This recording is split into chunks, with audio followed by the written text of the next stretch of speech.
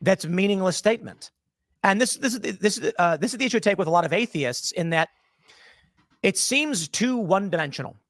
I believe that for a lot of atheists, not all, it is very much so a rooted in earthly perceptions without a concept of beyond. And what I mean by beyond is not supernatural, heaven, God, Jesus, or anything like that. I mean, we don't know what we don't know, and we don't know a lot. I responded to Colin Wright. Define supernatural. And, Colin, are you kidding me? He said not natural. Are you kidding me, dude? You see? Well, so, yeah, we're going to get into this. Apparently, this video is called, it's called Tim Pool Argues Why Atheism is Wrong and Why God and Creation Are Not Supernatural. So, I don't know. We're going to get into this. I am Brentley, and this is the Punk Apostate. Let's go.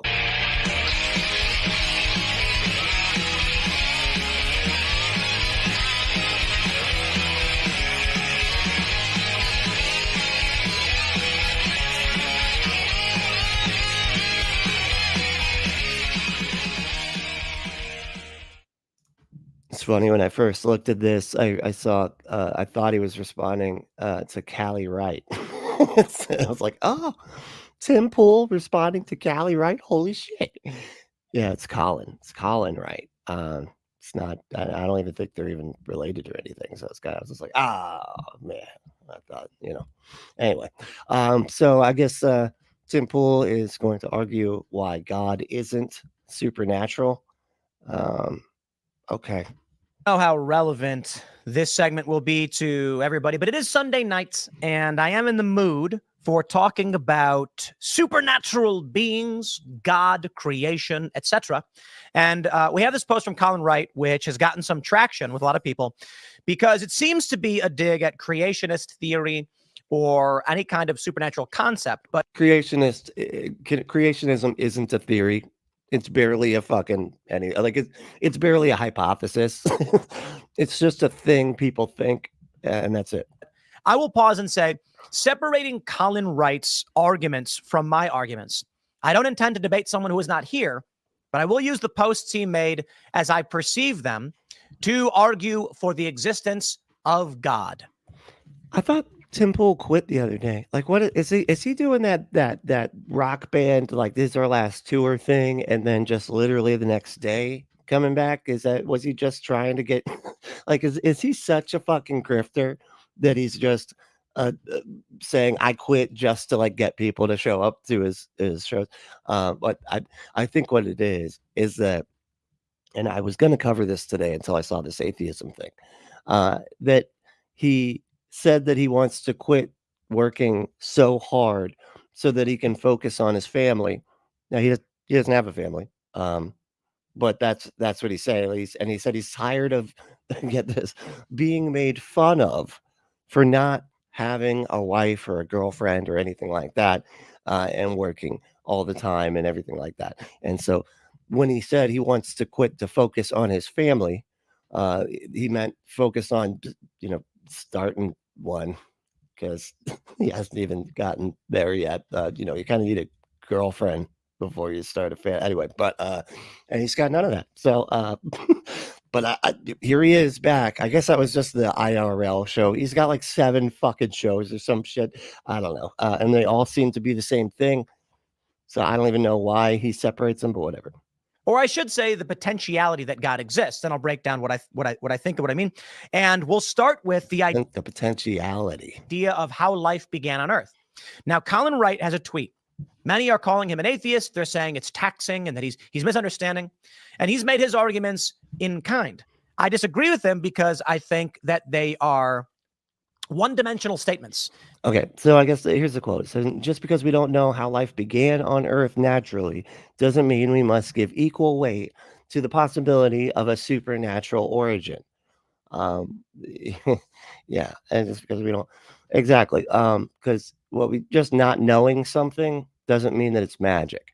And magic seems to be just sort of like an explanation of shit that we don't know, right? Like that's always what gods are. That's always what gods have been.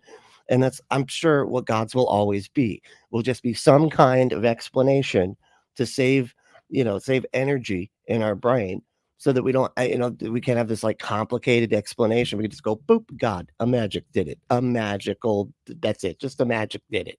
That lack, they may be scientific statements, but they lack any kind of philosophical understanding beyond base science. And so I think there's a lot to be left wanting. What? Me, They don't have any philosophical understanding beyond base science. Is that what is it? that lack, they may be scientific statements, but they lack any kind of philosophical understanding beyond base science. And so I think there's a lot to be left wanting. Lack any philosophical base. Okay. I don't think he understands what any of this stuff means, but okay. Me, my friends, I am not a Christian. I was raised Catholic briefly, but I would consider myself to be more like... But there goes half your audience. They're like, all right, I'm fucking out of here. It's like I wasn't, I was kind of half on board because I don't really like the beanies. Who even wears beanies anymore? And now he's not a Christian. I'm out of here.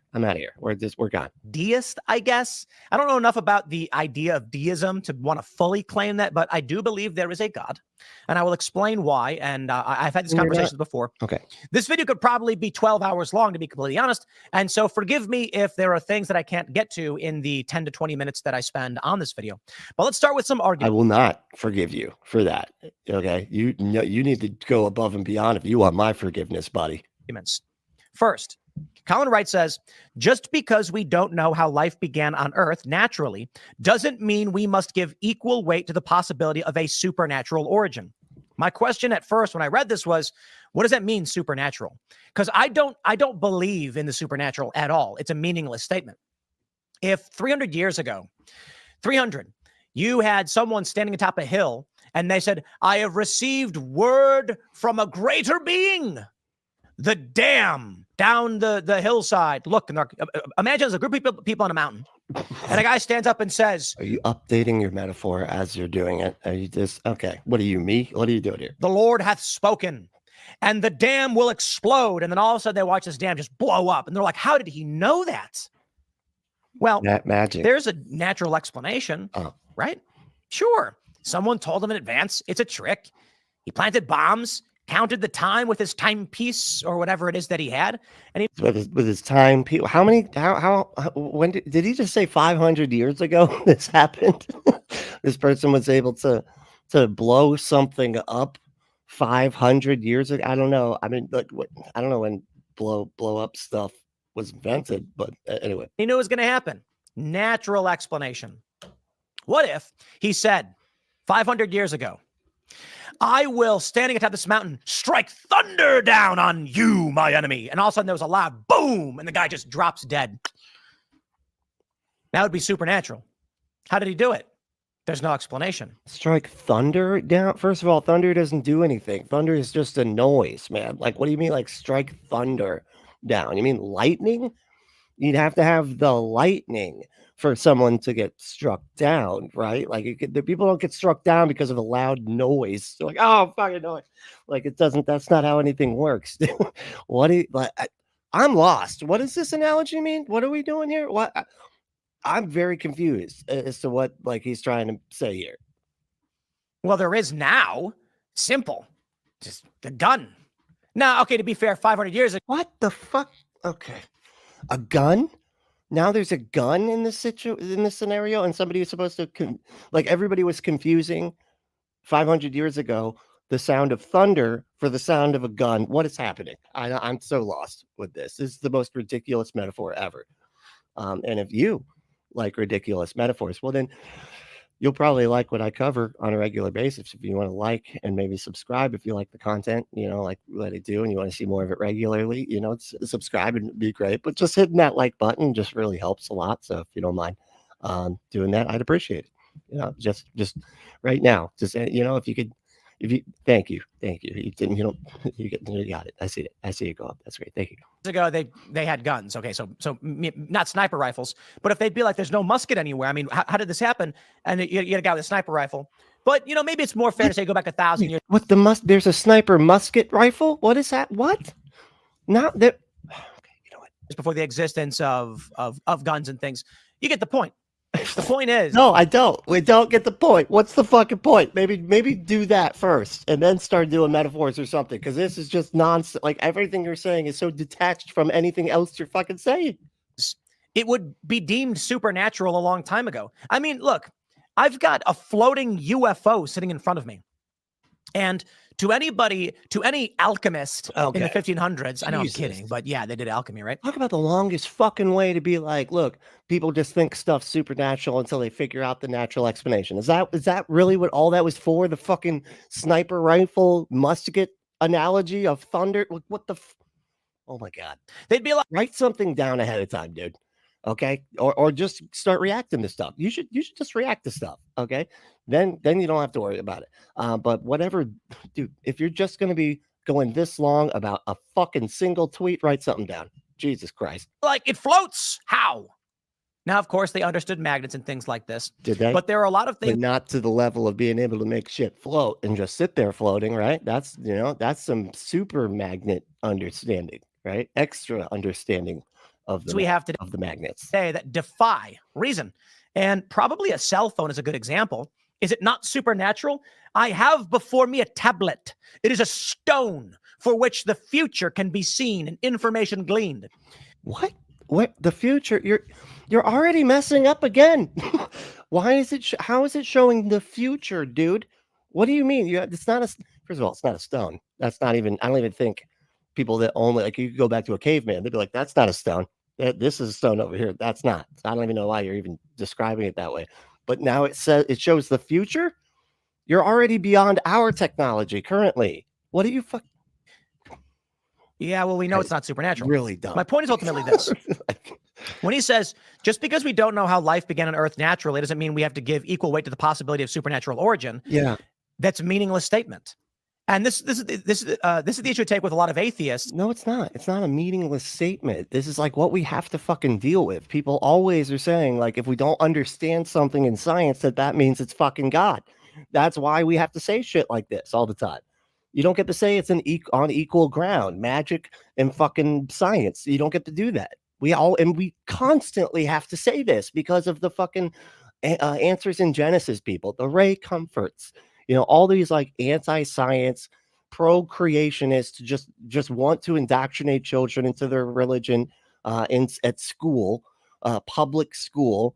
And yeah, we have to sit there and go, no, we can't teach your religion as if it's fact, just because you think that, somebody might be mistaken about science. And that means that the true answer is magic, or at least a viable candidate for an answer. And it's not even that. In that it seems too one-dimensional.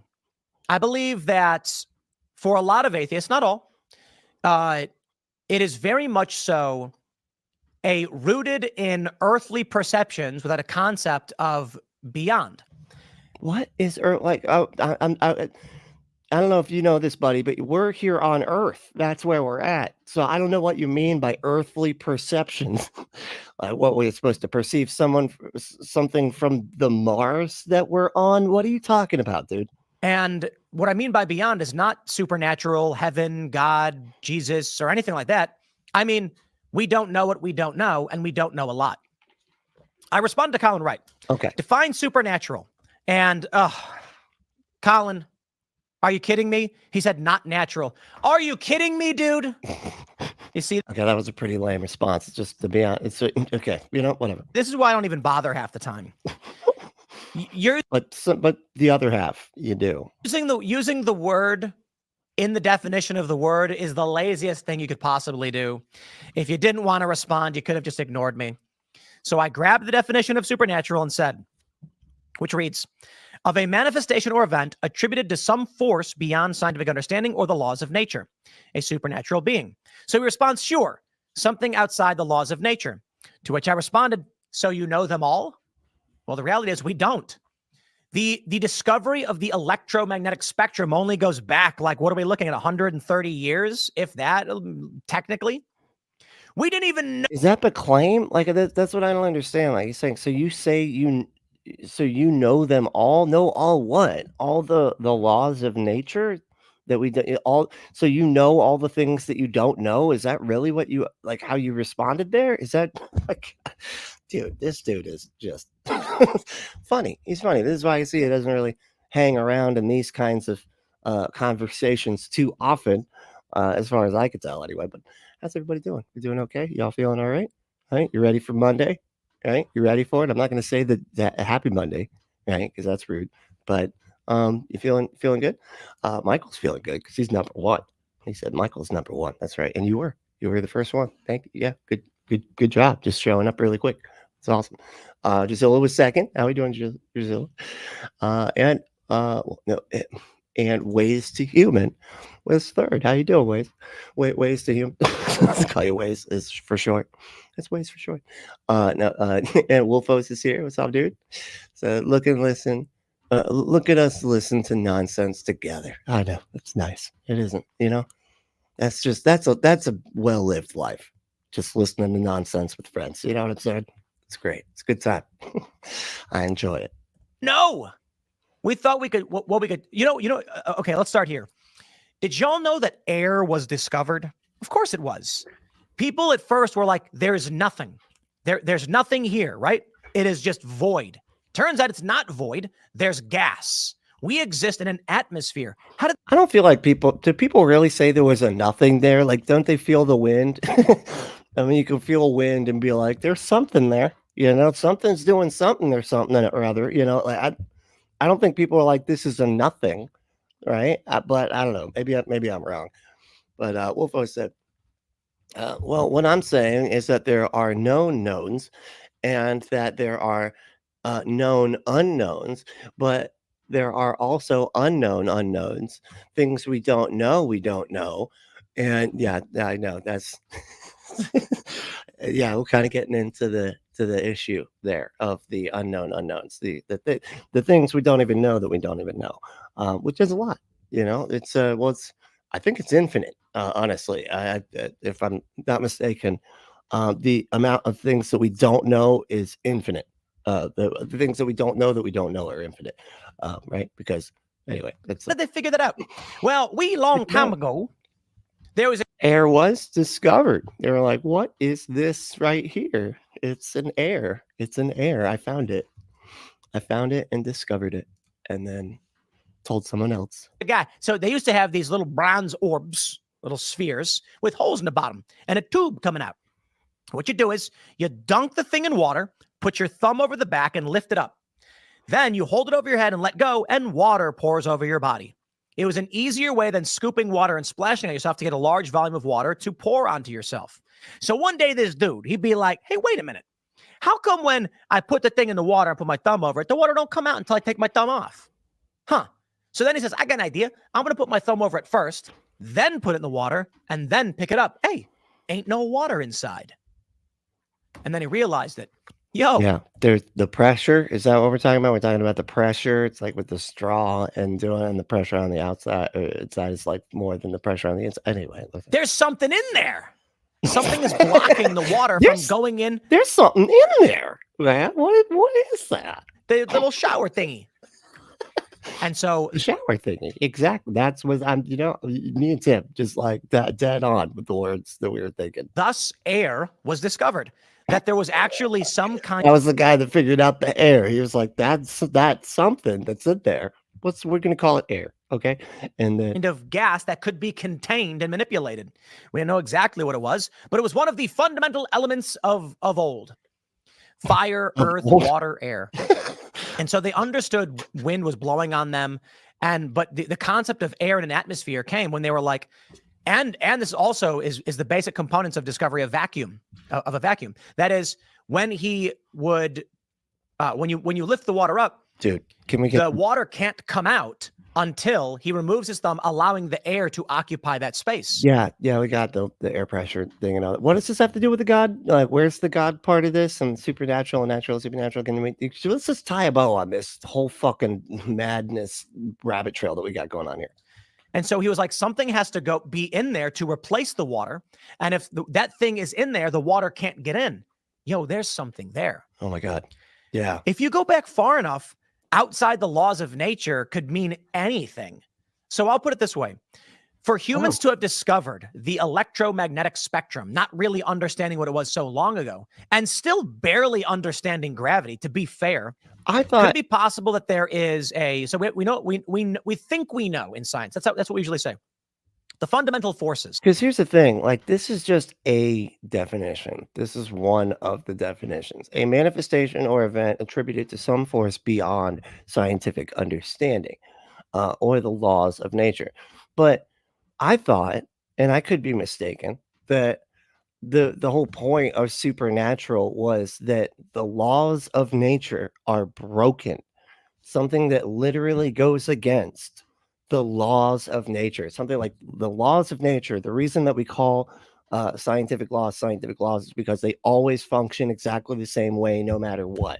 Like the same force will always pull in that direction no matter what. Like gravity always pulls the same direction. It's not, there isn't like one time where like my phone will just start falling up or sideways or whatever. Like that's not a thing that will ever happen, right? But if for some reason someone does a magic and makes my phone fall up, that would be supernatural because it would be breaking the laws of nature, right? Like I thought that was how it had to work. It's not just something that we don't understand. It's something that we do understand being broken by somebody having magical fucking powers.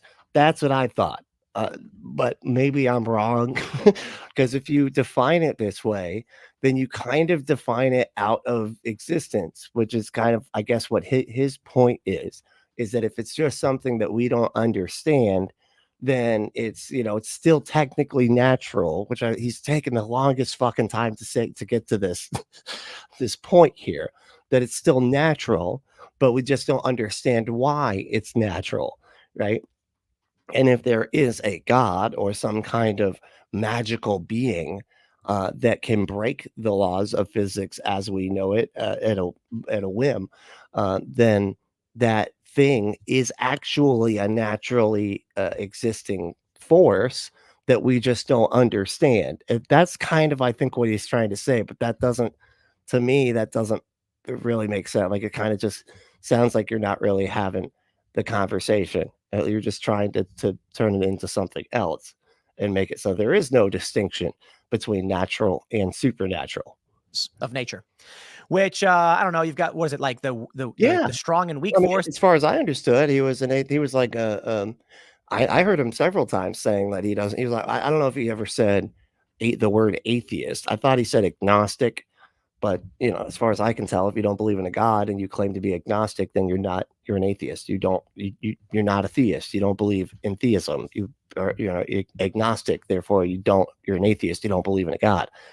If you don't believe in a specific god, you're an atheist. You could say you're an agnostic because you don't know or do know, or claim that you don't have knowledge or whatever, but that doesn't have anything to do with the fact that you just don't believe in a god. It's still the same belief. But anyway, the nuclear, electro weak, whatever. I'm not a physicist, okay? Yeah, no shit, man. Probably knows this stuff better than me. However, philosophically, we must entertain as scientists that. Now, however, I am a philosopher, so let's get ready for this, okay? There are fundamental forces we have not yet discovered. We take a look at the Large Hadron Collider and the projects we're working on, and it is quite literally to try and discover fundamental particles that we have not yet seen. We need to reach certain energy levels. So the Higgs boson was a huge deal, the God particle, they called it, a fundamental particle by which other things are suspended or whatever. For all we ways to humans that Neil deGrasse Tyson says that if you experience something you think is supernatural, chances are higher that you just discovered a new law of nature than it actually being supernatural. Right. I think that's kind of what I think he's kind of like what he's trying to get at here. But yeah, but that would still define supernatural as like breaking something that breaks the laws of physics, right? Something that literally goes against science, like the things that we know that function. Like it would have to be some kind of magical force that is not natural. I don't know. I don't know how else to say it. But Wolfo said, I think Tim is and always has been a grifter, no matter what he claimed or claims. Yeah, I think you're right on that one for fucking sure. And that just becomes more and more apparent the more I watch his stuff, because it's just it's like, I don't know. I feel like he contradicts himself all the time and stuff, because he's trying to like appeal to everybody. So he like says that something is wrong, and then we'll say that it could be right though. It's, I don't know. It's just funny to see it, but it's just because that's how the grift goes when you have a huge audience, you know. Michael said, oh my God, as a scientist, we must philosophers. As a scientist, we must philosophers. Yeah, as a scientist, we must. Michael said, by the way, Boden Higgs particle was called the God particle because it was so hard to find. Oh, but wait, that's not actually a piece of God? Man, I'm disappointed. I thought that the God particle was just like a teeny tiny piece of God, you know? We know right now there's quite literally something called a God force. Yeah. I don't know, we can call it whatever we want. Let's call it the spatial soul force. I can make up anything I want. What? Did you know that there exists a force No shit, man. You you do it all the time with your conclusions. of nature in which life is ensouled? That is, there is a fundamental particle by which there is life. Now, is that supernatural or not? My point is simply this. If the explanation from Christians or otherwise is that God put his hands together, went, and then all of a sudden life appeared, and he says that's supernatural and meaningless, I say, no, it's absurdity to a great degree, which, to be fair, Colin says, if the probability is 1/1000%, why entertain it? Well, because people are allowed to make hypotheses. That's it. We don't know, and we struggle to learn. It is through the process of making up these ideas that we inch closer. What is happening? Are y'all following? I felt like that whole, like, he lost me halfway through. Supernatural and meaningless. I say, no, it's absurdity to a great degree, which, to be fair, Colin says, if the probability is 1/1000%, why entertain it? If the probability is 1/10000000%, then why entertain it? And his response is, well, because we can make hypotheses. I thought hypotheses had to be based on, like, it's an educated guess based on the evidence, not based on the extremely unlikelihood of what the evidence might be. Well, because people are allowed to make hypotheses. That's it. We don't know, and we struggle to learn. It is through the process. Then what? Then what do you do with hypotheses? Because it's like, you don't just stop there. It's not like we're just like, oh, we get to have a hypothesis. I'm done. I have a hypothesis. We're set. You then test that hypothesis any way that you can. Process of making up these ideas that we inch closer towards the truth. This is the problem I have with scientists who are like, do not entertain any idea. I'm like, what? Let's try this. Is it natural that Jesus died and was resurrected? Why not? Well, because dead people don't come back to life. Well, what do you mean? We know about how bodies function with neurons. Do they fly off into the clouds too? Because, like, yeah, the coming back to life was a part of it. What are you trying to say? That he was in a fucking coma for 3 days and then just happened to pop back up and then just happened to fly away into the fucking clouds? Like, what are you talking about? Firing in the brain and blood pumping and iron oxide and all of these things. We know the iron oxide, okay, fundamental element of life. Why would it not be possible to re-imbue dead cells with life? Nay. Did that 70s? What was it with the 70s that always had to make that noise? Like, people back in the 70s were like, that is a great sound. I like, there's just something about it that I like. I don't know. I wish we could put this sound in everything. We should actually do that. Let's do that, because I like it. It makes me feel good when I hear that sound. It certainly is possible. We just don't quite know how to do it well. What? We've done a lot of things, brain surgery, things otherwise seemed impossible. It's not coming back from the dead unless you are redefining what fucking dead means, man. If you're dead, you're not coming back. That's the whole point of dead. That's categorically impossible to come back from the dead, because that would break apart the definition of dead. It would not be dead anymore. You can't be dead and then not dead anymore. Otherwise, you wouldn't have been dead. For fucking sake, dude. So, if there is a God, a all-powerful being, is it natural within the laws of nature that he is the creator of all life? The answer is yes. What? And hence you have people who believe in simulation theory. If you have an all-powerful magical being, and is it natural? This is what I'm saying. You're redefining supernatural just out of existence, dude. Because if you're gonna sit here and say that a magic is actually natural because it exists within the natural world or whatever, or like you're just redefining supernatural to just be like something that we don't understand, then it's a God actually is natural. Oh my God. Okay. Just like way to like have this is semantics, isn't it? This is just a fucking game of semantics. That is, we exist in a programmed, created construct universe, not too dissimilar to a simulation as we know. Yeah, well, that's a good point. Like Wolfo said, and with your hypothesis, it must be falsifiable, and you must try your hardest to prove it wrong. When you have exhausted that line, let other do the same. Basic science. Yeah, that's it. Yeah, you got to try to prove it to be false. You can't just always be trying to prove what you'd like to think is true, because then you get stuck in like confirmation bias and things like that, and then you got to let other people take your hypothesis and try to prove it false, as well as you, like, hopefully you tried to prove it false. Yeah, and when you can't prove it false, then that means that it's a theory, because it's a hypothesis that has been attempted to be proven false over and over and over and over and over and over and over again, because you don't. What is the way that you say it? You don't prove a theory, you fail to reject it.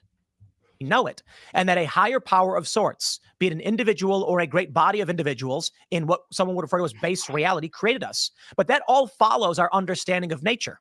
What? So it's not supernatural at all. That's what I'm saying. You're just redefining supernatural to be nothing, to just be like everything's always natural no matter what.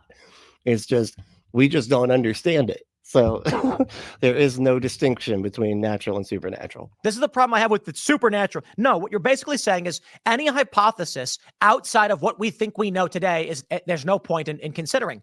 That's not true at all. Nobody said that there is no point in considering it, but we don't have to hold it as a conclusion if there isn't sufficient evidence to warrant that belief. It's not about, like, is it possible that something could be the case? Okay, but if we don't have the evidence to suggest that, and we have a ton of evidence to suggest something completely different, then we would go where the evidence is. Problem is, we got people like you sitting here saying that it's on equal fucking footing, which was this dude's entire goddamn point, that these things are not equal.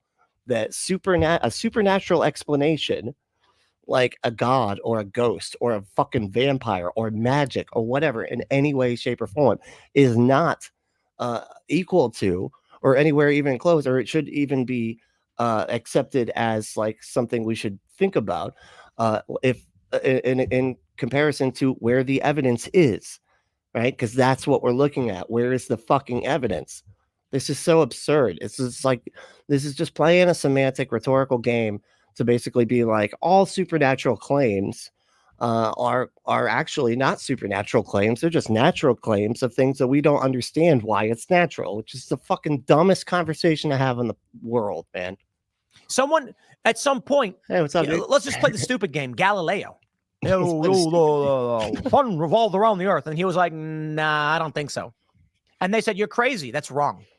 We revolve around the sun? What is this garbled nonsense? It's stupid to assume we know everything.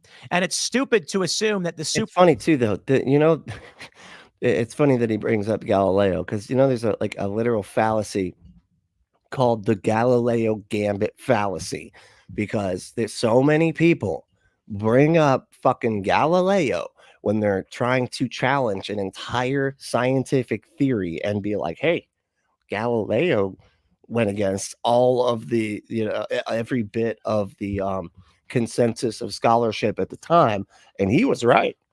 So maybe that's now, maybe that's me, maybe that's what's happening right now, is that I figured out that all of the consensus of scholarship is completely wrong. Not like a little bit wrong.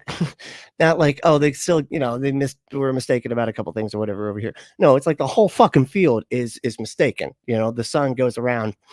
They used to think the sun went around the earth and not the opposite way. Right. And so that was all completely wrong. Everything that they held. And so it's just saying that, hey, that happened that one time. Like there's a literal fallacy for that, where it's like, okay, but the odds, that's why it's a gambit. It's like the odds of that are so astronomically, unreasonable that you should never hold that as a conclusion without extreme amounts of evidence, what they would call like extraordinary evidence, right? Supernatural could even exist, because if a genie appeared before me right now and folded his arms and blinked, Wolfo said, "Hello, mister. Hey, you, mister. Look, you're mister." Remember people used to say, did people still say that? Look, you're mister. Look, you're Mr. Man. That was like from Misery, she called him Mr. Man and said he was a dirty bird and stuff. That lady talked funny. She was funny, right? Yeah, I like the way she talked. It was funny. And a cheeseburger appeared before me, I wouldn't say it's something about a cheeseburger. She was saying the cheeseburger. I don't know.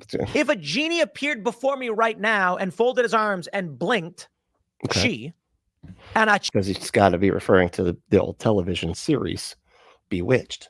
That's what? Oh, I'm sorry, not Bewitched. A different one. I don't know. Cheeseburger appeared before me, I wouldn't say it's magic and supernatural without explanation. I'd say, how is it done? And let's say it's magic. Let's say it's literally, it's literally magic, and you're not just being deceived by someone who made it seem like something appeared by through trickery. And you're like, let's say it's actual fucking magic that this genie actually is a magical being that can make things appear out of nothing. You know what I like here? Doctor Strange. One of my favorite movies. Doctor Strange is talking to the Ancient One. Okay. And she's explaining magic to him, and she says, the ancients referred to this as a spell. Exactly. But if that offends your modern sensibilities, you can call it a program. The code of the universe. What I love about Doctor Strange as a character in the Marvel universe is that he's not doing magic. He knows so well the nature of reality itself that he can exploit the code of reality to make things happen. So I'll give you an example of this in video games. That's in video game. Okay. I mean, but that's magic. But that's sort of the point, is that like Doctor Strange, and that's why I like that Aron Ra brings him up a lot. Like when it comes to when he was debating and stuff. When he used to debate, I don't know. Does he debate anymore? Is that a thing that he does? Anyway, but like when he used to debate, he would bring up that like Doctor Strange has magic that you can demonstrate is actually magic, right? Like you can actually do the thing and redo the thing and redo the thing over and over and over again, being able to demonstrate the thing that you can do. And that's how in that universe it would make sense to actually believe it in magic, because he can demonstrate the magic. Okay. And I watched a video recently of it was how to win Mario 3 glitch. And what he does is he runs around and does weird things, and then all of a sudden just teleports to the credits. Why?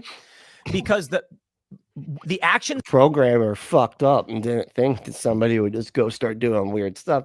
And they probably, in doing the coding, had to have some way to get to the end or something like that through, like, so when they're coding, they don't have to go through the whole game or whatever or something. I don't know. He was taking was writing to memory, effectively writing code inadvertently.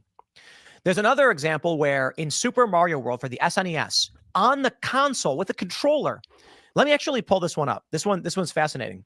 Writing Flappy Bird in Mario was revolutionary. Exactly. SNES code injection. Welcome back, Seth Bling here. A little over a year ago, I became the first person to complete a Super Mario World credits warp on the Super Nintendo console using a route created by Jeff W356. Yesterday, I became the first human to do something much crazier on console. You became the first human to do something in a video game. I used a series of Super Mario World glitches to inject 331 bytes of processor instructions into system RAM. It was the source code for Flappy Bird. We did this using standard, unmodded Super Nintendo hardware. Look at this. While this kind of thing has been done before by feeding pre-recorded controller inputs into a console from a computer, no human has ever completed this kind of exploit until now. So let me simplify this. I assume most of you understand, but by making Mario, But that's cheating. That's cheating. You shouldn't do that. Come on, man. Like, what? Just can y'all just play the game? All right. Jeez Louise, what do you gotta just fuck with the game so much until Mario just starts flying around? My God. run around. Oh, let me jump ahead. Right. Let's see. Here you go. Next, I performed a glitch called power-up incrementation 3 times. Power-up incrementation. I might need Michael to come on this show then and maybe explain what's going on here, because Michael said, as an amateur magician, hell yeah, and computer operator / programmer, I take offense at his ignorance. And yeah, me too. I take offense at just him in general, but the ignorance is part of it. That's an aspect. Incrementation is a glitch that takes advantage of Yoshi block duplication and some poorly written spinning brown platform code to increment Mario's power-up state. Normally, Mario's power-up state takes on a value between 0 and 3, where 0 is small, 1 is big, 2 is cape, and 3 is fire. By incrementing 3 times from Fire Mario, we arrive at power-up state 6, which is... You lost me. Okay. I feel like you lost me at the 3 is power. I don't know what's happening. Is normally unobtainable and has some odd behavior. Whenever you collect a power-up, the game looks up a memory address containing some code to run based on your current power-up state. You're going to go to Mario hell, buddy. Okay, doing stuff like this. He's just going to be in that that lava stuff that's in the fucking castle he's just stuck in there. That's going to be you. You're going to be stuck in there. When you have an invalid power-up state like this, it can start running code from places other than the game cartridge. Okay, so most of you have played Mario. If you haven't, let me explain. I assume you did. Mario. Oh, good. No, yeah, explain. There are a couple of they're plumbers, right? They're plumbers that I guess go through tubes and throw fireballs sometimes, as long as they eat a flower that allows. That's quite confusing. I don't think I'm explaining it right. He's a little Italian plumber. He eats a mushroom and he grows large. He can then get in Super Mario World. I forgot about the mushroom. You're right. I should have started with that instead of the fire thing. Yeah, World a feather, which gives him a cape, and he can fly with it. That's which right. I don't quite understand, but fine, whatever. Or a fire. It's a flying cape. I don't get what it's the cape version of a carpet, the flying carpet. You know what? Never mind. Just get it. Flower, which I'm assuming he eats, but I guess in the cartoon he touches, and then he can throw fireballs. That is power-up states 1, 2, and 3. Fireballs. And if you want to do something to make your balls feel good, go to adamandeve.com. Something, you don't want them to feel like they're on fire, unless you want the warming kind of lube, which they do have, right? I don't think it makes them feel like they're on fire, but it makes them feel quite warm. So you can check that out. Go to adamandeve.com, enter code word Brentley at checkout to get 50% off almost any one item. 6 free movies, 3 free gifts, and free shipping on the whole order. Just go to adamandeve.com and enter that code word Brentley. That's BRENTLY at checkout and get your exclusive offer. Adam and Eve is America's #1 sex toy dispensary online. Save yourself a trip to the store and go to adamandeve.com and take a look at their incredible catalog. They have everything from basic lingerie to lube and every kind of toy you can imagine. From regular sex to BDSM, they got everything. Go to adamandeve.com, enter that code word Brentley, and get your exclusive offer. Get your butt some stuff. Okay. As he's pointed out, you're not supposed to go beyond that. But by exploiting a glitch, which literally exists in the code of the game, he gets Mario to power up level 6. This creates weird things within the game. Would you call it unnatural? Honest question. So, okay. So, see, this is already where I feel like you're getting off track here. The assumption is that there was a designer to everything that designed things, that just like the human designer that designed these video games, and then the limits of those designs can be exploited. And that seems to be kind of the point that he's taking here. The problem is there is no evidence of a designer that made things in a way that you could exploit the limitations of the design.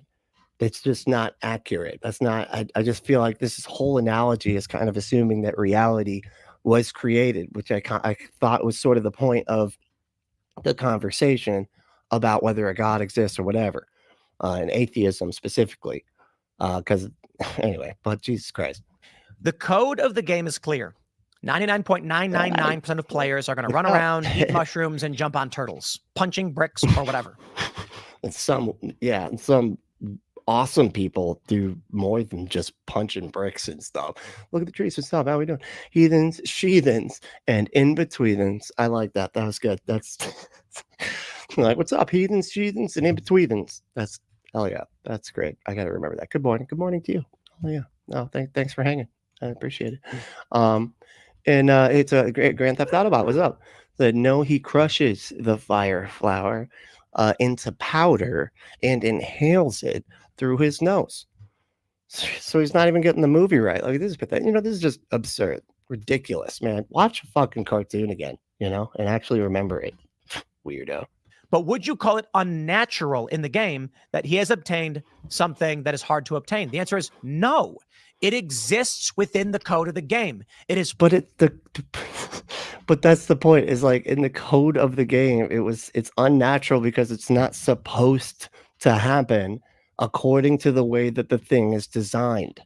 That's the difference here. That's why this is absurd. What you're trying to talk about, where you're like, these lines that you're crossing don't make sense because this game is a fucking game that was designed to be a fucking game. Jesus, reality isn't a game. It's like, this ain't a game, okay? What, you think this is a game? Possible, and he did it on the console.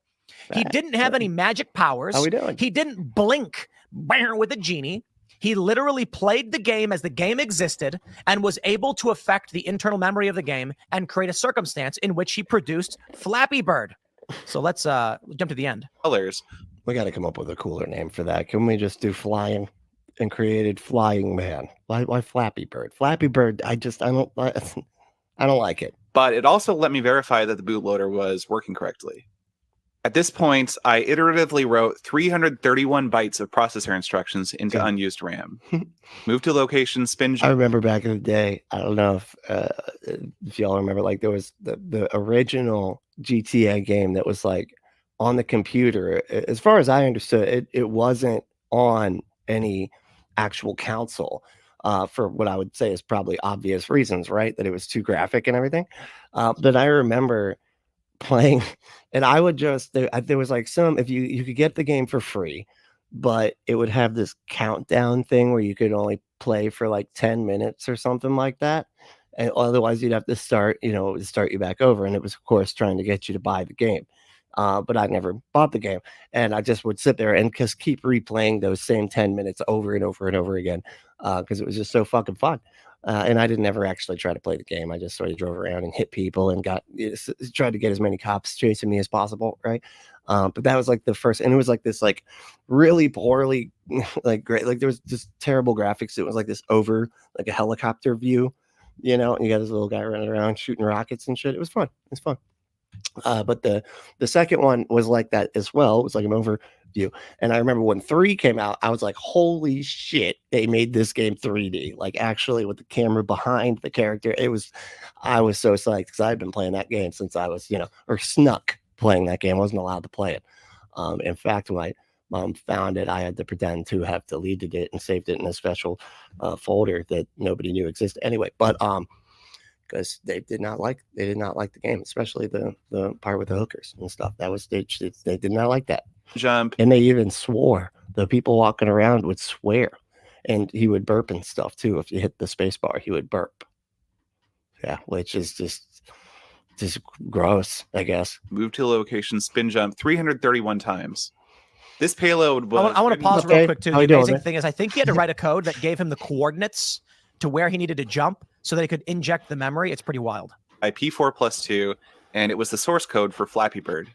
Finally, I performed the last spin jump, which wrote the last byte and made the game stop running. What's up with the Mario blackface, dude? What are you doing there? Okay, I feel like that's kind of offensive right there. I don't know if I don't think that's appropriate. Maybe you need to switch that back. Okay. Super Mario World's code and start running the injected code.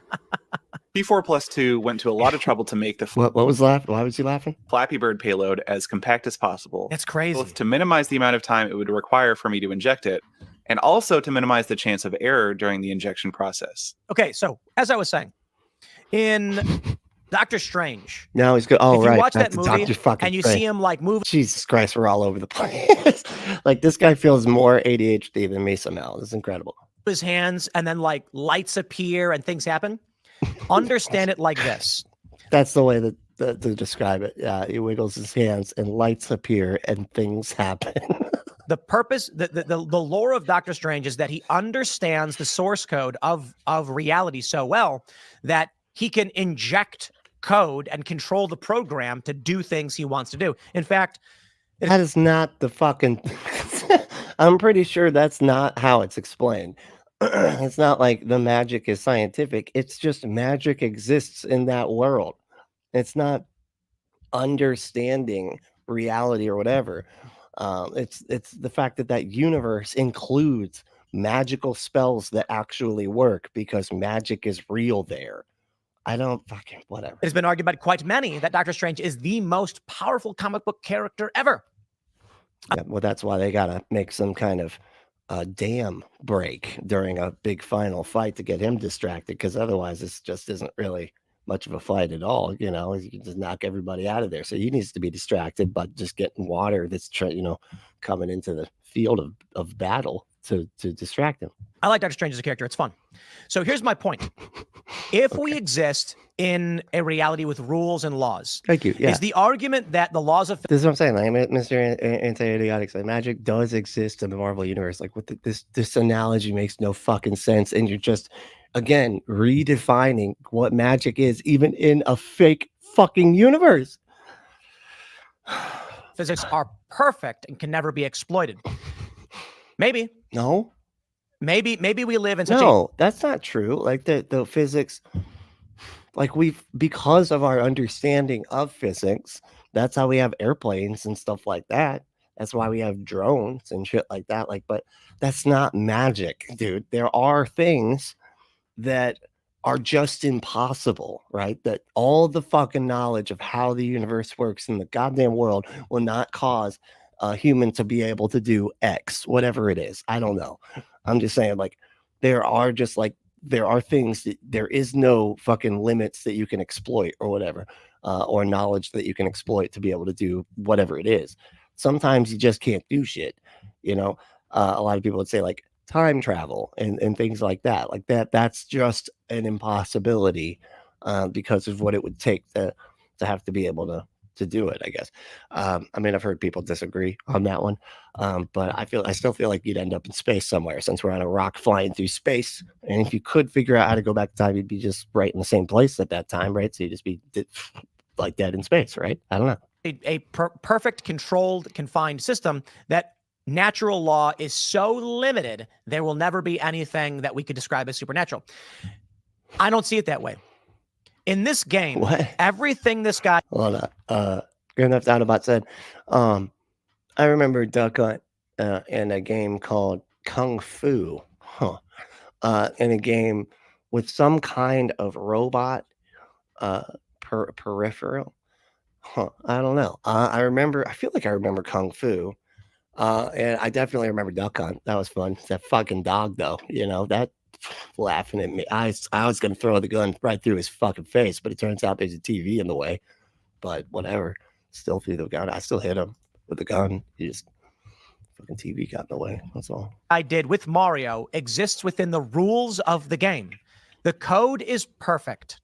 Just because he's able to inject other code and change the parameters does not in any way mean the game is imperfect. The code exists. Nobody's talking about whether something is fucking perfect or not. You are so lost in your metaphor that you don't even know what you're trying to fucking argue anymore. You're just so down a fucking brain melt pipeline, rabbit hole, whatever, that you have completely lost the fucking thread here. Functions, and you can do things that are unintended.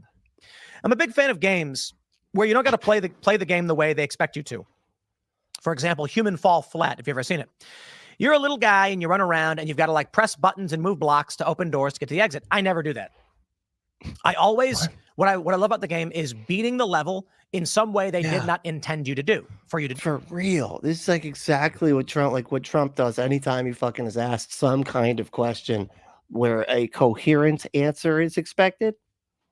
A lot of times a simple one, and this is what you get. It's a long line of nonsense.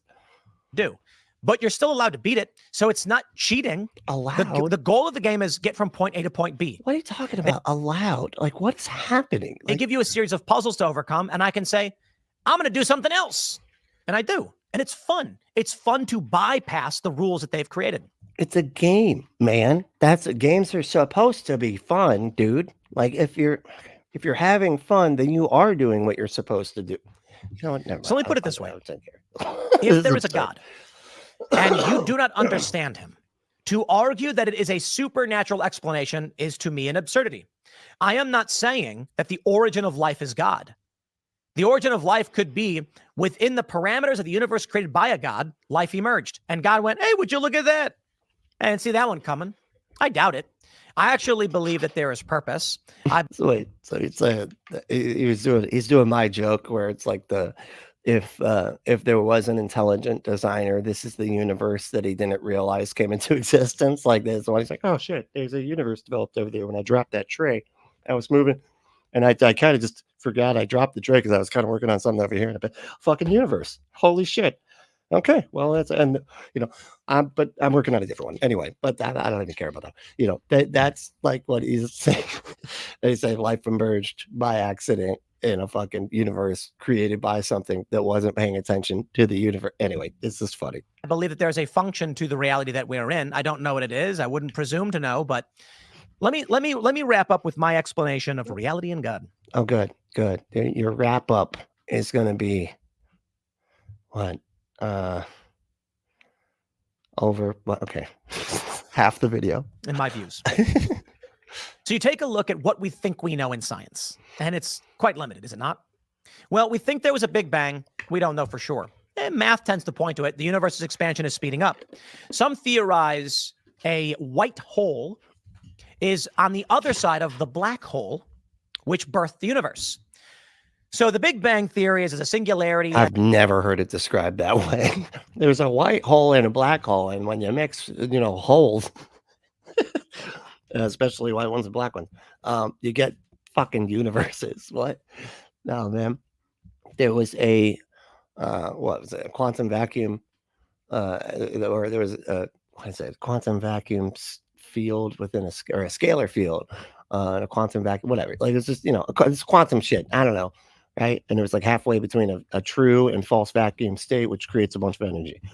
That was, as far as I understand, what that means. I don't know. I've tried to know, and it's not working. It's not working.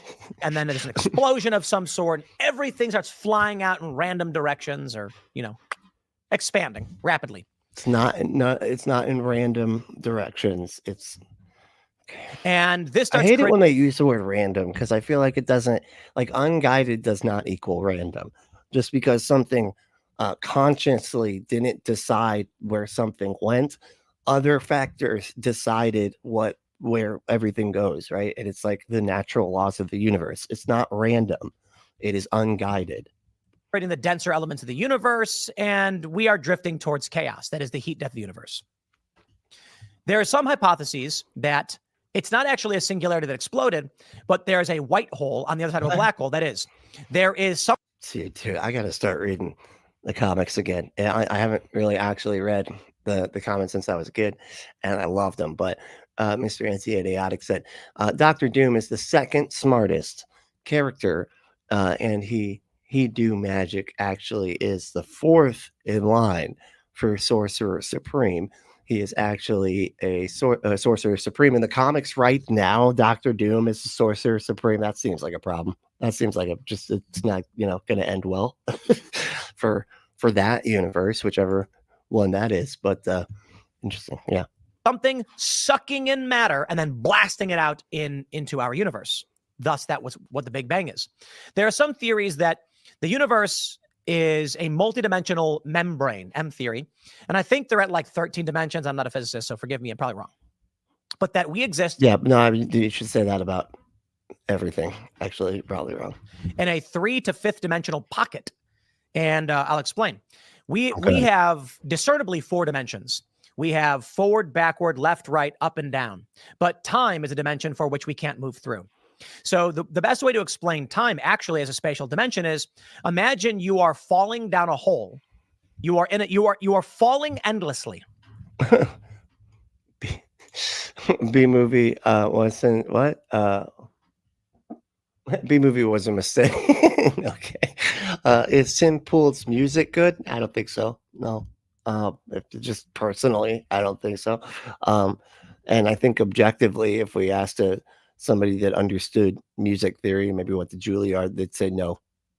So both objectively and subjectively, no, it's not. That's, you know what I mean? Anyway. You can move left, right, forward, and backward by manipulating everything around you, but you cannot control upward movement. You will never go up. You have no means of going up. Yeah, we do. We have airplanes and helicopters and drones. Drones can go up. But you certainly have the means of going forward, backward, left, and right. You can swim in the air or whatever. Or you can tilt and the air will push you back and forth. Imagine time that way. I don't think you're explaining this right, dude. I don't know why, but I feel like this is wrong. We are falling through time with no means of launching ourselves in the opposite direction.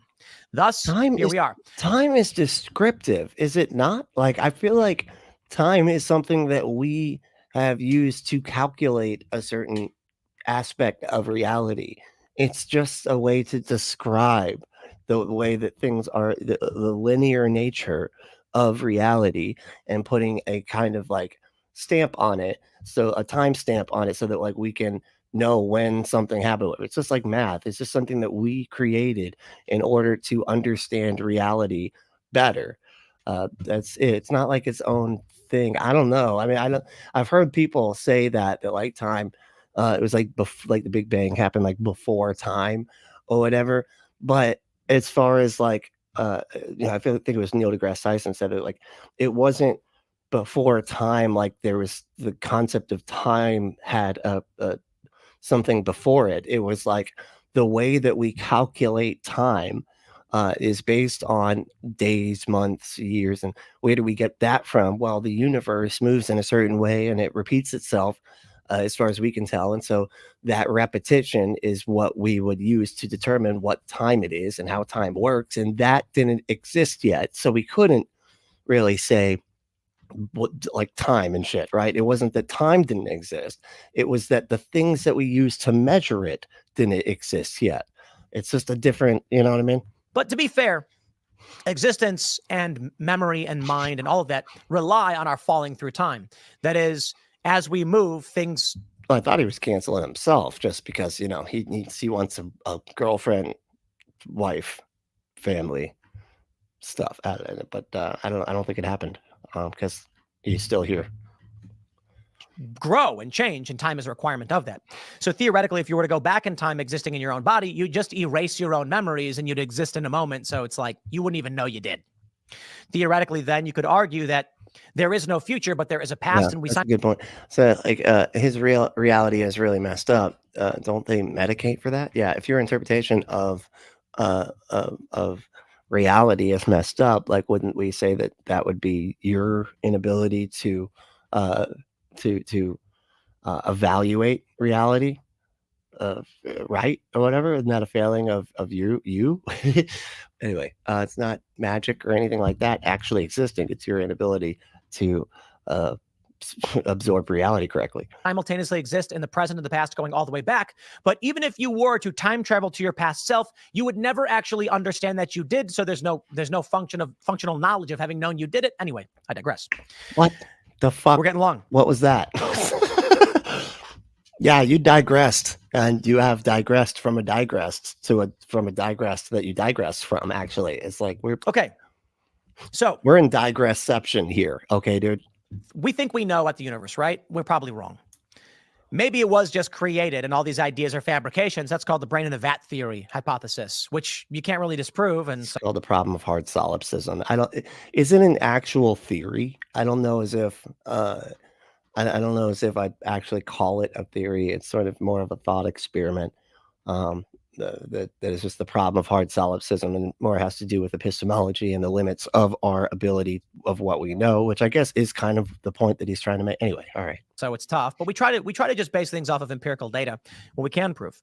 Well, what we can prove so far is that fusion exists. We know where fusion exists. In the sun, you have hydrogen, and then you have an area of fusion where helium gets created, and that is hydrogen slams together, and then, I'm simplifying things.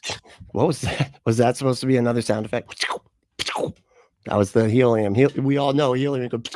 Or was did he just mess up? Theory, hypothesis, which you can't really disprove, and so it's tough. But we try to just base things off of empirical data. What we can prove. Well, what we can prove so far is that fusion exists. We know where fusion exists. In the sun, you have hydrogen, and then you have an area of fusion where helium gets created, and that is hydrogen slams together, and then that was a sound effect. That was slams against. That's what it sounds like when the gases just slam together. I'm simplifying things, but then becomes helium, which has 2 electrons. Why wouldn't it be like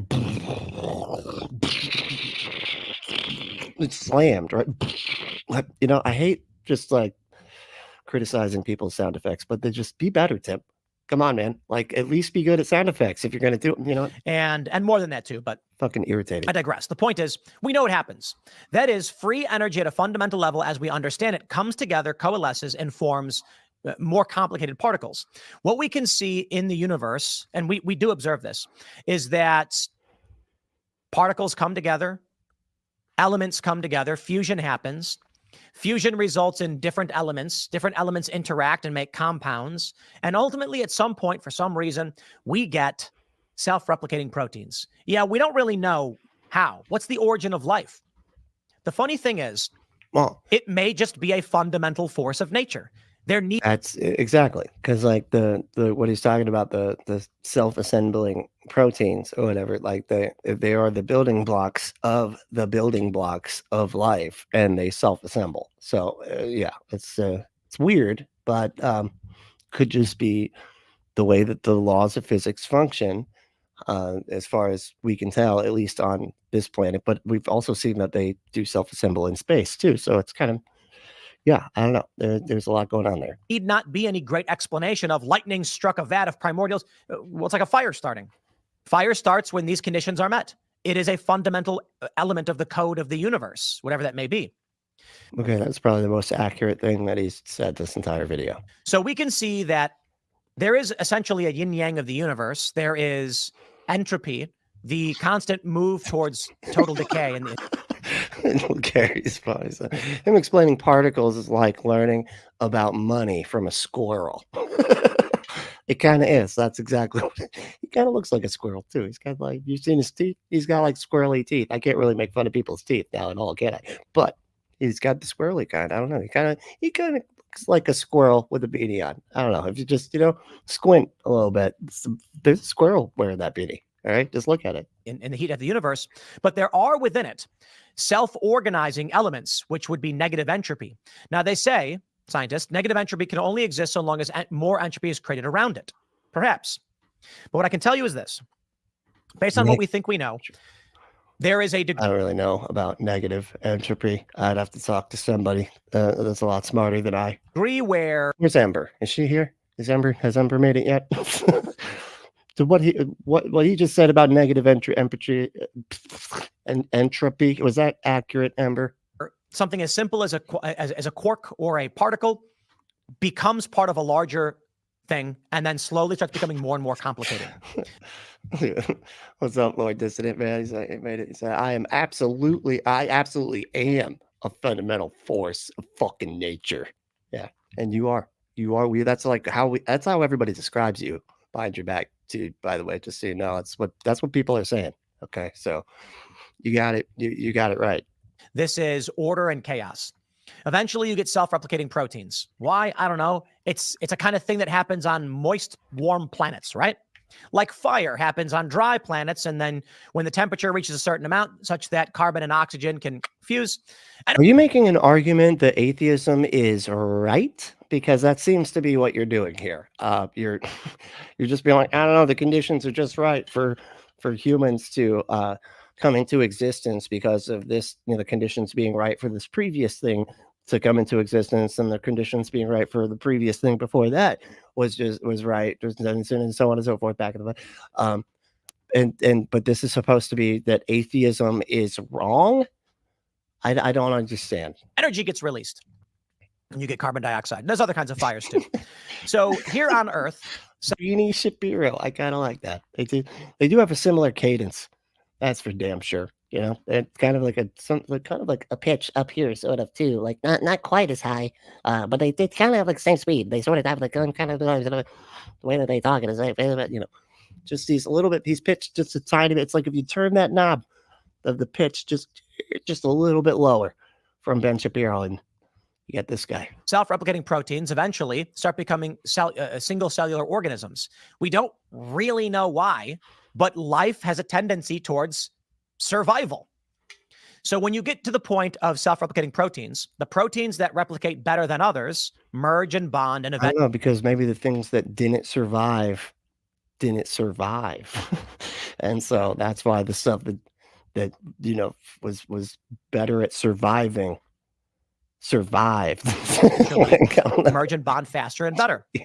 It's probably that at the fundamental level of self-replicating proteins, it's chaos. It's just random. Energy is bouncing off each other. Particles are connecting to other, molecules are connecting to other molecules. Some are stupid and just cease to exist. And then eventually one snaps. And other ones are very intelligent, and they're tedious. They slowly analyze what they would like to connect with and then do this. It worked. Pure chance. Just because the primordial mess. It may then be single cell. Pure chance. Like that's again, all of those natural forces happening the way that they did is again like, yeah, there was a chance, but like chance doesn't really mean it's a 1-to-1, because everything has to function according to the laws of nature, and the laws of nature work the way that they did. We're just looking back on it afterwards. After it did work out in a way that was sufficient to produce us, and then going, man, boy, that's sure fucking unlikely, isn't it?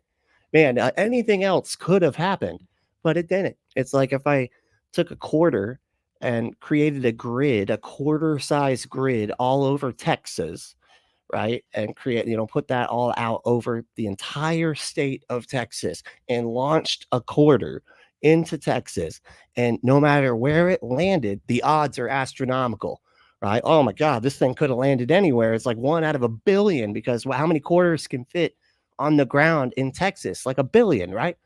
And it landed here. That's 1 out of 1 billion chance. No, it's a 1 out of 1 because that's where it landed. Like it, you're just looking at it afterwards and then creating something else and saying it could have done this other stuff, but it didn't. But that's just you anyway. You know what? Forget it. Cellular organisms, then it's so hard to explain fucking like odds and shit like that to people. Like when they say like chance, it's annoying when they was like, oh, it's just pure chance. It's like, dude, chance is it's not. It's a 1-to-1 anyway. Operate to survive, to grow and develop. Mutations result in death. More successful behaviors result in more offspring. The basis, the fundamental element of evolution. None of this says God doesn't exist. And it could quite literally be that God created code, the code of the universe, and exists within the natural law himself, just imperceivably to us right now. See, and this is where you get to the point where you're like, okay, fucking what is a God then, dude? Because like a God has to meet certain characteristics if you're talking about the same thing that other people are talking about. Just something that caused the universe to exist is not what people define as a God.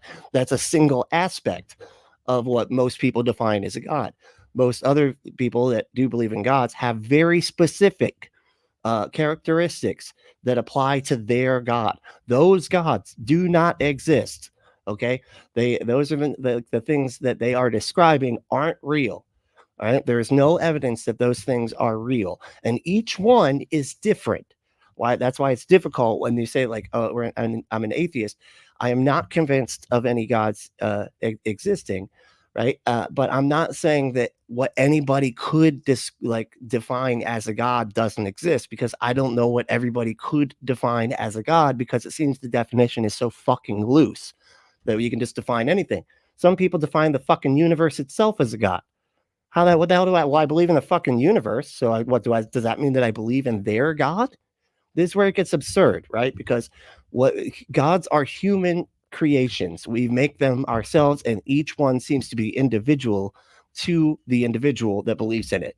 And that's the problem. That's why we need to have actual evidence to demonstrate that whatever each individual interprets as a god is actually in existence, which nobody's ever been able to do. So we remain unconvinced that any gods exist. This is not, you know what I mean? Like, I feel like most people, like a lot of people don't think of it that way for some reason. They just think that like it's a possibility, you know, and it's like, we don't even know if it couldn't even really be a possibility just because it's so different and so broad of a definition. So what I see is this. I see a tendency towards entropy and ectropy that I would probably equate more to not yin yang, but more like a golden ratio. There is more entropy than ectropy. So you can see the spiral that we're drifting downwards towards. But at least within this, Carrie said, they don't like the reality that believing is a bet on the long shot because they are desperate for a huge, easy payout if their horse comes in, marks for the taking. I think I understand what you're saying. They don't like like the reality that believing is a bet. Okay. Yeah, because it is. I mean, you're basically acting like you know something that you actually don't know and just hoping that it exists in some form. But like, yeah, there's no reason to think that anybody is actually right that believes that shit about gods existing. So to me, it's just, it doesn't make any sense to say that, because that's what it is. You gotta remember, like, it's other people's claims, right? It's not like some fundamental part of reality. We're talking about people's claims of gods and whether or not that person that claimed that a god exists and what they think that god is, whether or not they are actually right about that. And I would say no to all the people that have claimed that a god exists. I've never heard one of those claims that was based in reality, or had sufficient evidence to demonstrate that it is based in reality at the very least. But that's, anyway. There is some structure of order that creates life and everything around it. Where do we come to with this? But it's like you're looking at it after the fact. It's like ad hoc. You're just saying like, oh, there's this order that created life. You're just looking at this thing that happened after the fact and going, man, all this stuff had to work perfectly for that to happen, in order for that to happen, in order for that to happen, in order for that to. But you're looking at it backwards. You're looking back on it, and it's like you're looking at the wrong order. It's like me saying, how impossible is it that I exist? Because think of all the things that had to be perfect for my grandparents to meet, right? And everything had to be perfect for their grandparents to meet. And think of just all, like, if just one person was just distracted one day and they didn't meet, and one of my great grandparents didn't meet, I wouldn't exist. But this is all ad hoc. I do exist, and I'm looking back at it after the fact and saying, man, isn't it so unlikely that I exist? But I do exist, and I'm just looking back at it. You see what I'm saying? I don't know if that helps. You have single cellular organisms. They eventually become more complicated and they become multicellular organisms. From the bottom of reality to life, we can see energy combining to create a complex system. Ultimately, you come to singular cellular organisms, which are fairly complicated in the elements they contain, in the molecules and things like that, compounds. When they become define complicated, because again, complicated is a human evaluation, right? But when we say, oh, that's like, a lot of times you'll hear people say that's too complex to not be designed, and it's like, complex is just your interpretation. Like, we could even say that, like, chaos and order, and the order out of chaos, that is an interpretation of humans saying it looks chaotic to me, therefore it's chaos, order out of chaos. But that's just an evaluation of a human-centric evaluation, right? It's very subjective. But thank you. Yeah, you're right. Post hoc, not ad hoc. That's right. I'm sorry. You're right. Thank you. But what is it? Is he ever going to get to the end? I don't fucking know. And we're running out of time here, dude. Can you get to your fucking point, man? multicellular, they are one step above in complication. Now, two different Not you, dude. Tim. I'm talking to Tim. I'm sorry. cells occupying one living entity. Eventually, you get ecosystems and patterns where life interacts with each other, creating complex systems. Humans are the highest level of complex system that we've seen thus far. Not only do we consume free energy to make more of ourselves, thus replicating, taking free energy from chaos and creating order, but we also create abstract concepts. That is, language itself. A chair, for instance. There are so many different words to describe something that could be sat upon. There they are. All right. All right. Well, we're actually ending now.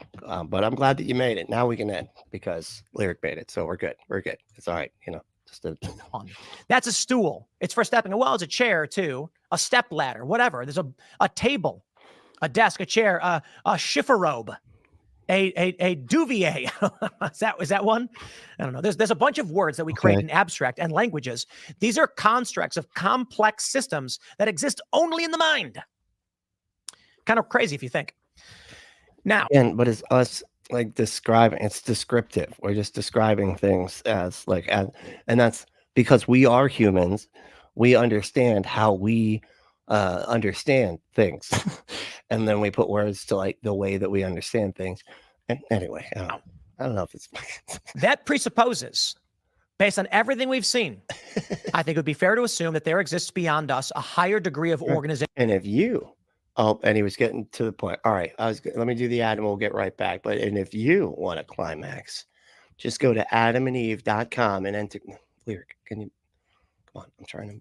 Go to Adam and Eve. Thank you. Go to adamandeve.com and enter code word Brentley at checkout to get 50% off almost any one item. 6 free movies, 3 free gifts, and free shipping on the whole order. Go to adamandeve.com, enter that code word Brentley at checkout, and get your exclusive offer. Get your butt some stuff. All right. Yeah, we'll get get your butt needs it. It needs it. If it could talk, it would tell you right now, Jim Carrey style. You know what I'm saying? Organizational capability. If beavers, for instance, can build a dam, manipulating their environment and changing ecosystems. If squirrels plant nuts, creating a chain of trees being planted and squirrels eating seeds, this is a complex system that exists outside the confines of the individual being itself. All life is working towards organization to greater and greater degrees, and we can see it exponentially. Once you reach humans, we create. I don't know if I like what, again, these terms are quite subjective. I don't like, couldn't you just say that all of the disorganization just appears to be disorganization, but it's just a complex organization that we don't understand. And then that complex organization gets even more organized according to our subjective interpretation of what organization and disorganization is. I don't know. Material. My lungs suck. We create language. We create abstract concepts that don't even exist in the physical reality. I can think of things and I can explain 1 + 1 = 2. Hey, what's up, dude? This equal one. How you doing, man? You made it. I'm always missing punk streams now. New baby has me tied up. Oh yeah, and the time off from work has me sleeping at your 7 a.m. streams. God, I'm at 7 a.m. over there. That sucks. I'm sorry. That's like, it's like a morning show, I guess. That's what I would say. It's kind of like a radio morning show that starts at like 5 in the fucking morning. And some of those shows call people. You know that? That's fucking crazy. They like call people to be like, why did you break up with this girl? You know, and he's like, it's 5 in the fucking, fuck you guys. I don't care. I don't care. I'm going to bed. You know. Anyway, but yeah, sorry it's so early, dude. But congratulations. You know, glad, sounds like you're doing pretty good. You're doing the parent thing. The thing that sounds terrible to me, but you know, it sounds like it's a great thing for you. And I'm you know, congrats. I appreciate it. I appreciate that you're doing that and not me, because that's wow. Sounds like a lot. I actually need to get sleep. And there's no physical basis for any of this anywhere. It's just a concept in my mind. It's a true concept. Math is fairly simple. Can be greatly complicated, but it exists, right? So, not really. Why would it? I mean, that's the thing. Like, it doesn't. It exists as a concept, and really just sort of a complication of logic to a great degree. That's what math is, and it's applicable to things. Anyway, it just makes it easier to function in reality. But no, math technically doesn't actually exist. I don't know, or numbers don't exist. I'm sorry. But other than just a concept we created to be able to better understand the universe. It'd stop with us. Well, you'd be stupid to assume that it would, wouldn't you? Yeah. The reality is mathematically, if we want to be smart people, we'd say probabilistically based on what we isn't that religion? It's like, yes, you're right, but take that to the next step and you get religion, right? Isn't that just how that works? can measure. There exists beyond humans the degree of organizational capability that we have. There is something beyond us. So let's hold on. What would that look like? If we can eat food, transform that food, that free energy, into parts of our body, merge with another human being, if you know what I mean, and make another person, we have self-replicated. And if you want to merge with another human being and have toys to do stuff with it, you should go to adamandeve.com, enter that code word Brentley, and get your special offer at checkout. So you get 50% off almost any one item, 6 free movies, 3 free gifts, and free shipping on the whole order. Oh, I also want to thank, before I move on, hold on, let me get back. I want to thank Dog, D-O-G, in the chat. Like, they gave a super chat as soon as I clicked the like not streaming anymore button, end stream. That's the way to say that. When I clicked end stream, all of a sudden got a super chat. So definitely want to thank Doc for the $5 super chat. I really do appreciate that. And if you want to do any super thanks or anything like that, I will give you a shout out, and all is appreciated. Because it's, it helps out, especially after everything that's happened down here in Florida, right? Any help we can get is much appreciated with everything we have to like repair and shit. but no, seriously, thank y'all so much for hanging out. This was super fun. But I do, like I said, I do have to wrap it up. So, but if you want to support the show, you can support us by supporting our sponsor, adamandeve.com, and entering that code word Brentley at checkout, or you can become a patron, just like Bob. Bob's a new patron, and thanks, Bob. I really do appreciate it. I got some new content coming out, so with this going straight to Patreon right now, which is an unedited conversation I had with SR from the Atheist Experience, and it's a good time. We're responding to Charlie Kirk, and I'll be dropping that I think in the morning, this either tonight or this morning. I'll be putting that in Patreon, and that'll be the only place that you can have access to the unedited version of that conversation. Everything else is going to be edited, but yeah, anyway, but if you want to support us in other ways, you can go to patreon.com/Punk Apostate. You want to do a one-time payment or on Cash App, our cash tag is Punk Apostate. If you want to become a member, you can hit that join button, and you get an extra live stream every single week. That's a lot more interactive, and you all can kind of like drive the show a bit more. And I'll, if you want to shoot me some links, I'll go wherever you want us to go. It's a lot of fun. If you want to email me, I do want to hear from you if I get anything wrong or anything like that. And in this type of video, I probably got some stuff wrong. So if you know more about stuff than I do, please email me and let me know, because I really do. I want to know stuff when I'm not knowing stuff right. Go to punkapostate@gmail.com. That's my email there. Or you can join our Discord, right? I hang out in there, probably the most of all the online stuff that I do, but you can follow me on the other stuff too, all the socials, and I'll put all the links in the description. And I do have an updated updated lists that I'm adding to each episode in order to promote the atheist community and agnostic and apostate community and stuff like that. So so check it out. But thanks again for hanging out. This is a lot of fun. And the main thing is to stay logical, loving, skeptical, and compassionate. And we will see you next time.